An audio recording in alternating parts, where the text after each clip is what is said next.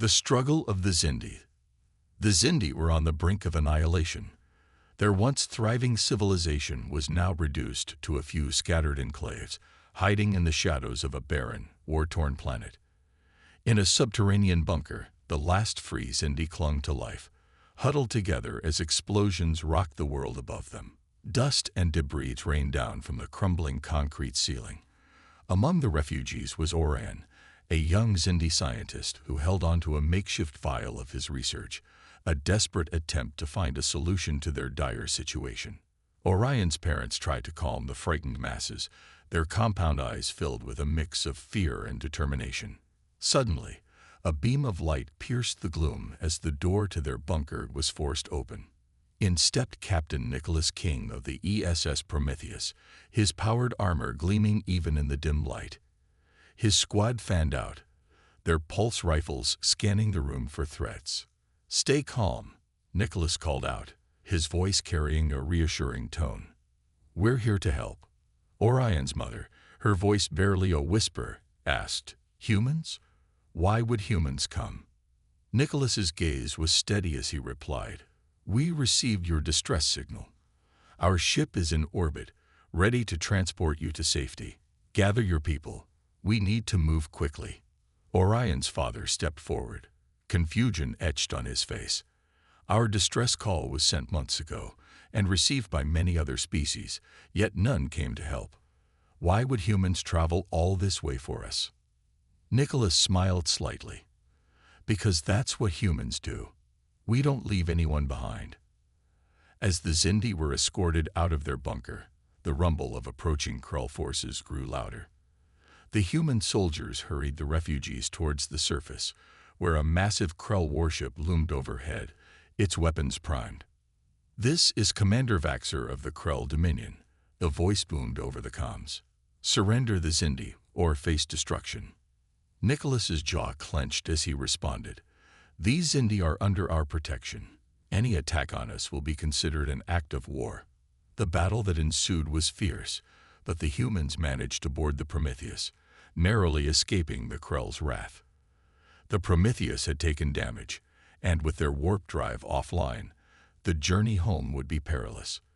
But the human crew, led by Nicholas, was determined to see the Xindi to safety, no matter the cost. The long journey home. The Prometheus limped through space, a beacon of hope for the Xindi refugees. Nicholas and his crew worked tirelessly to repair the ship, scavenge supplies, and avoid detection by the Krull. Despite the constant threat, the bond between the humans and the Xindi grew stronger. Orion, now a central figure among the refugees, spent his days assisting with repairs and learning about the human way of life. One evening, as the ship drifted through the void, Orion approached Nicholas on the bridge. "Captain, I want to thank you for everything. Without you, we would have been lost." Nicholas turned to face the young Xindi, his eyes filled with resolve. "Orion, we humans have a saying, we don't leave anyone behind. That applies to all of us on this ship, Xindi and human alike." As the days turned into weeks, the Prometheus encountered another challenge. A distress signal from a nearby human colony on Aventine interrupted their journey. Despite their precarious situation, Nicholas knew he couldn't ignore a call for help. "Set a course for Aventine," he ordered. "We have to see what's going on." A new threat on Aventine. As the Prometheus arrived at Aventine, the crew was greeted by a scene of devastation. The colony was in ruins, and scorch marks marred the buildings. Nicholas led a small team down to the planet's surface, leaving his first officer in command of the ship. Upon landing, they were met by a group of armed men, their leader a grizzled mercenary named Victor Rains. "Drop your weapons," Rains growled. Nicholas, ever the diplomat, tried to reason with the mercenaries. "We're here to help the colonists. Let us through." Rains sneered. "The colonists are my bargaining chips. You give me those Xindi you've got squirreled away, and maybe I'll let them live." Nicholas refused to hand over the Xindi, and a tense standoff ensued. Back on the Prometheus, Orion and the Xindi were gearing up for a rescue mission of their own. "We'll use the maintenance tunnels to sneak into the colony," Orion suggested. I know the layout. I can guide you. The rescue mission. Orion and Malik, the squad leader, led a team through the dark, narrow passages of the colony's underground tunnels.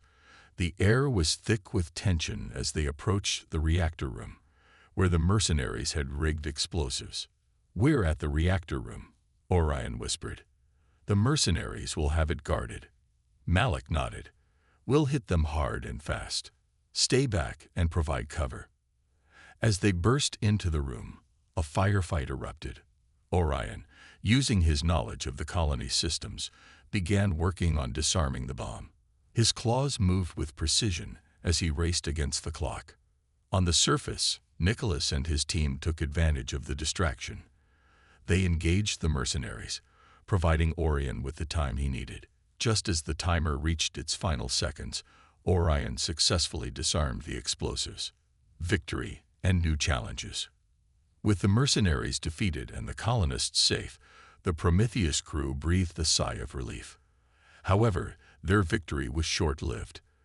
A data chip recovered from Raines's body revealed a sinister plot by acronym Interstellar, a powerful megacorporation. Nicholas knew they had to confront this new threat. Set a course for Olympus Station, he ordered. We need answers.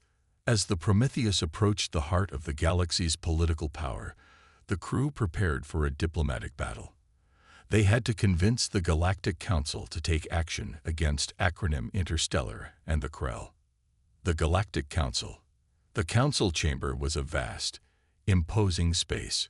Nicholas stood before the assembled representatives, his voice firm and clear as he recounted the horrors the Xindi have faced. The Xindi cry out for justice, he declared. And so far, the galaxy has failed them. We cannot let this stand. The council was divided. Some representatives, like Ambassador Zalara of the Zephyr, argued against intervention. The Xindi are a dying race, she said. Their plight is regrettable, but it is not our responsibility. Nicholas refused to back down. The Xindi were abandoned by the galaxy, but not by humanity. We demand justice. A new beginning. After hours of deliberation, the council finally agreed to take action. A task force would be sent to investigate acronym Interstellar's activities, and aid would be provided to the Xindi. As the Prometheus prepared to depart, Nicholas and Orion stood side by side, looking out at the stars. This is just the beginning, Nicholas said. Together, we'll ensure that no one is left behind. Orion nodded, his eyes filled with hope. Thank you, Captain, for everything. The Prometheus set a course for Earth, carrying with it the promise of a brighter future for both humans and Xindi alike. The journey had been long and fraught with danger, but together, they had forged an unbreakable bond.